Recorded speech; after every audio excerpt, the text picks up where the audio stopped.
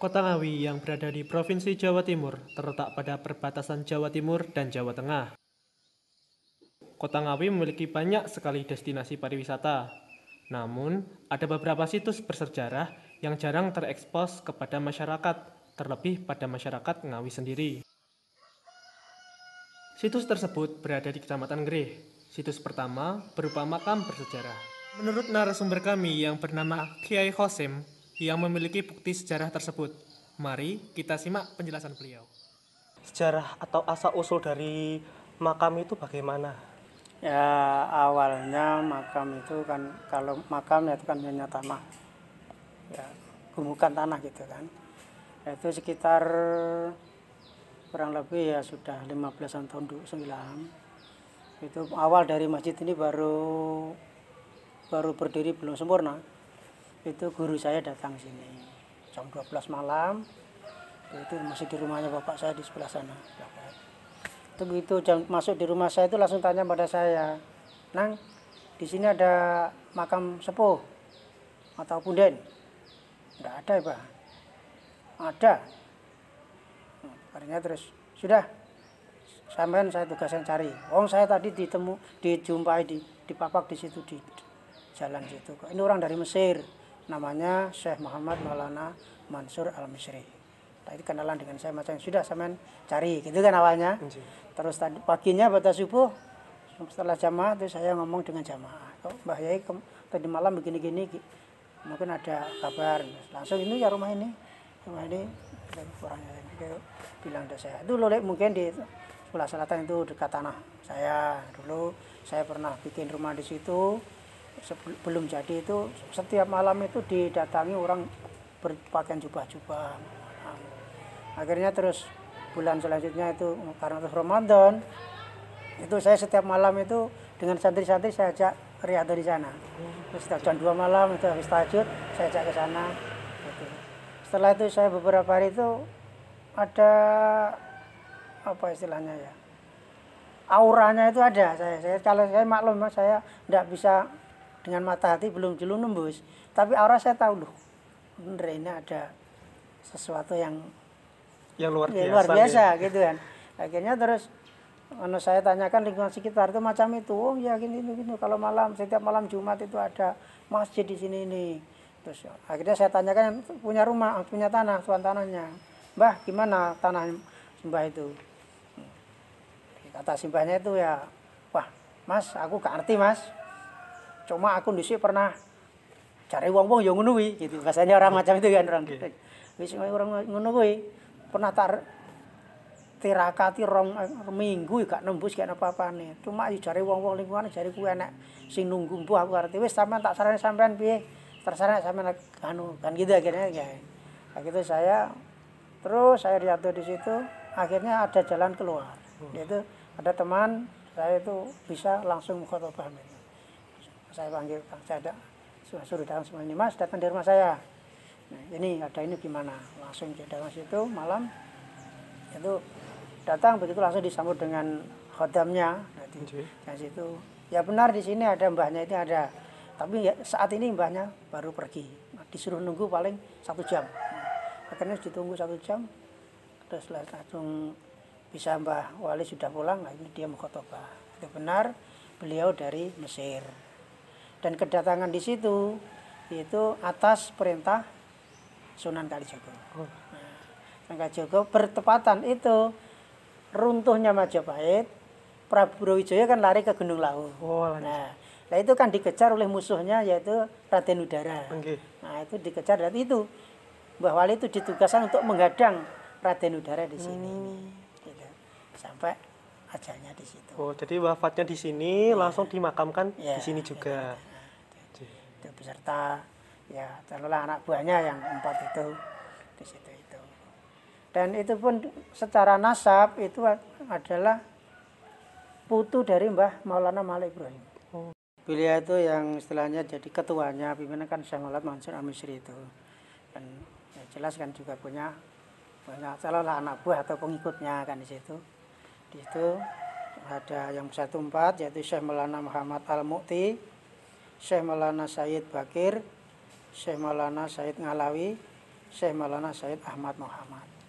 Itu semua yang ada di situ. Sedangkan termasuk Syekh Maulana Mansur Musri itu yaitu cucu daripada Syekh Maulana Maula Ibrahim. Jadi Syekh Maulana Maula Ibrahim itu punya anak namanya Syekh Abdurrahman di Mesir sana, dan itu punya anak 7. Itu yang pertama Syekh Maulana Mansur Al-Misri itu di sini. Yang kedua Syekh Junaidi Ibrahim Nawawi itu di Mesir sana. Yang ketiga Syekh Muhammad Ma'ruf Al-Baghdadi di Maroko. Yang keempat Syekh Wahab Al-Ghani di Irak. Yang kelima Syekh Abdul Ghafur di Saudi Arabia. Yang keenam Syekh Umar Al-Hakim di Pamijahan, Jabar, di Bandung. Yang ketujuh Syekh Ali Al-Ghufroni di Pati, Jawa Tengah. Itu semua termasuk silsilah daripada beliau. Pernah ada dari Bogor, namanya Haji Ahmad Bogor, itu datang pagi, sudah subuh sudah sampai sini. Saya tanya keperluannya apa, dia ingin mencari itu makam kan. Akhirnya dia cerita, itu gini Mas, dulu tahun 70-an saya itu dagang di pasar, kemudian pasar saya itu kebakaran. Nah, saya akhirnya buka kios kecil-kecilan di rumah. Lah saat itulah datang seorang kiai pakaian jubah putih dan namanya tidak mau memberikan nama, tidak tahu dia masih di samaran gitu, samaran. Dia hanya perintahkan, sudah saya sampean cari saya di wilayah Madiun. Itu tahun 70, saya diberi uang Rp1.000 dan sampai sekarang itu saya simpan dan masih wangi itu baunya. Tuh, akhirnya terus ya sudah, gimana sifatnya kan saya tanya, ciri-cirinya gimana Pak Haji? Orangnya tinggi besar, jubahnya putih. Ya mungkin kalau ciri-cirinya mungkin cocok, ya coba sama jenengan langsung sowan saja kan gitu kan. Akhirnya dia langsung pamitan, sowan nanti juga saya langsung pamit pulang. Oh nggih monggo kan gitu ya. Begitu langsung pulang tadi pagi, besok sore ngebahas saya. Pak Yai, hakul yakin itu yang saya cari. Saya sudah bertemu langsung dengan beliau mbahnya. Ya itulah, tahun 70-an itulah datang di rumah saya. Cuma saya itu pada waktu pertemuan itu saya itu lupa. Gimana pertemuan itu secara zahir atau secara batin. Hanya sih itu yang saya tidak tanyakan. Tak jauh dari situs yang pertama, ada sebuah masjid yang memiliki keunikan tersendiri. Menurut narasumber kami yang bernama Gus Yusuf, merupakan keturunan generasi keempat dari pendiri masjid tersebut. Mari kita simak penjelasan beliau. Saya pertama kali datang ke sini sangat terpukau dengan masjidnya yang begitu indah, arsitekturnya berbeda dengan masjid-masjid lain. Kalau boleh tahu, ini sejarahnya berdirinya masjid itu bagaimana nih Gus? Masjid ini sebenarnya sebelumnya bukan masjid batu, awal mula berdirinya yaitu tahun 1818. Yang mana diperkarsai oleh kakek buyut saya. Kakek buyut saya itu bernama Kiai Haji Abu Thayyib. Beliau adalah prajurit Pangeran Diponegoro. Karena di sana terjadi peperangan, lari ke sini, kemudian mendirikan pesantren di sini, masjid di sini. Setelah itu ganti tahun, kemudian ke bapak saya terus kemudian ada pembugaran. Kalau nggak kurang lebih pembugarannya kurang lebih 3 kali. Pada tahun 92 baru ada santri, tambah santri terus sampai sekarang. Nah kemudian pada tahun 2009 di situ barulah mulai Bapak itu sebelumnya itu ada firasat atau mimpi ada gambar masjid batu yang sangat bagus sekali. Nah ketika itu ditunggu itu seperti apa. Nah akhirnya ada salah satu santri alumni sini yang rumahnya Pacitan itu datang ke sini. Intinya bahwa saya Mbah Yai di Pacitan itu ada batu yang nganeh-nganehi, yang mempunyai keajaiban, yang mempunyai kelebihan. Seperti apa? Di situ sebenarnya daerah situ di Pacitan itu mau dibuat PLTU, pembangkit listrik tenaga uap. Itu batunya itu ketika gunungnya itu dikeruk, ternyata sudah ada batu berdiri berjajar seperti itu. Ketika dikeruk itu ada batunya itu diangkat ke Solo. Karena batunya antik, unik dibawa ke Solo. Sampai di Solo menurut cerita itu batunya kembali lagi ke situ. Kemudian ada yang mau membawa kembali, dijual ke Bali. Ketika dalam perjalanan, menurut cerita lagi, sang sopir itu lagi istirahat makan. Setelah makan, batunya sudah tidak ada kembali lagi ke situ. Akhirnya takut kok bisa seperti ini, padahal ini mau dibuat PLTU.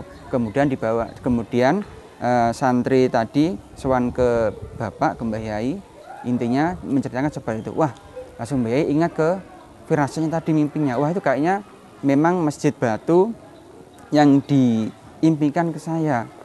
Nah, itu bahasanya masjid itu adalah masjid peninggalan Wali Songo. Wali Songo mau buat masjid itu karena kemanungsan tidak jadi. Ya, seperti kalau sekarang itu bisa dikatakan Masjid Iban tuh. Itu nggak jadi ya, seperti itu lah. Akhirnya ya udah batunya bawa ke sini, akhirnya semua dibawa ke sini satu persatu. Alhamdulillah lancar, tidak apa-apa.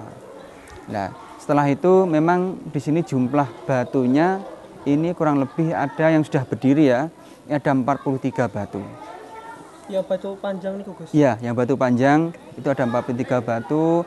Beratnya yang minimal itu ada 4 ton, maksimal 18 ton. Itu. Terus kemudian batu dua yang di sini, yang berjajar di sini ini juga mempunyai ada keunikan. Ketika datang pertama itu dia nggak mau turun. Nggak mau turun dua-duanya itu. Turunkan sampai terdamnya itu sampai gini juga nggak mau turun. Akhirnya diserokali baru turun, dua-duanya turun bareng. Maka dinamakan batu temanten karena dua jejer sini. Yang dua ini? Iya, dua ini. Terus ada yang aneh-aneh lagi nih, paling pojok itu katanya ketika mau mendirikan itu susah sekali pakai derek itu. Ketika waktu makan itu berhenti, ternyata batu posisi seperti ini dia bisa berdiri sendiri, krek seperti gitu.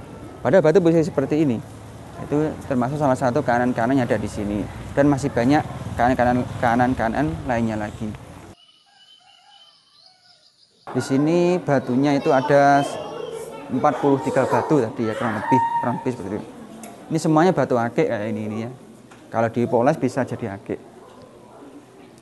Terus ini yang menurut cerita dari Mbah Yai, ini katanya bekas tangannya Sunan Kalijogo. Dulu waktu ngangkat atau gimana saya kurang tahu, yang jelas ceritanya seperti itu. Wallahu alam, karena kita tidak melihat langsung. Kita tahunya hanya cerita-cerita seperti itu. Nah, ini yang saya katakan tadi, batu akik yang sudah jadi dan terpasang kurang lebih ada 7.000-an.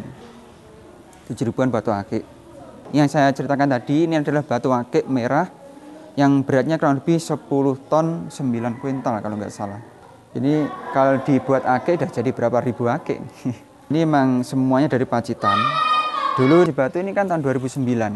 Terus ketika musola kecil itu tahun 1818. Menjadi masjid itu sekitar tahun 1992 sudah menjadi masjid, tapi belum batu seperti ini, masih kayu biasa. Itu Bapak atau Mbah Yai itu tidak mau manggil arsitek dari luar. Jadi apa yang ada di pikirannya ya itu langsung diterapkan di sini. Tidak bisa dibantu dari luar, ini harus seperti ini nggak bisa. Jadi bisa apa ya, takutnya nanti nggak akan jadi-jadi gitu. Memang itu kan tadi saya bilang itu melewat mimpi atau firasat. Bentuknya seperti ini yang tahu hanya Mbah Yai. Jadi kalau arsitek dari luar nggak tahu gambarnya kayak apa, seperti apa, nggak tahu. Makanya tidak ada manggil arsitek dari luar, nggak ada. Ini siapa yang bangun ya, tukangnya ini ya anak-anak pondok sendiri, sedikit-sedikit ditempeli seperti itu.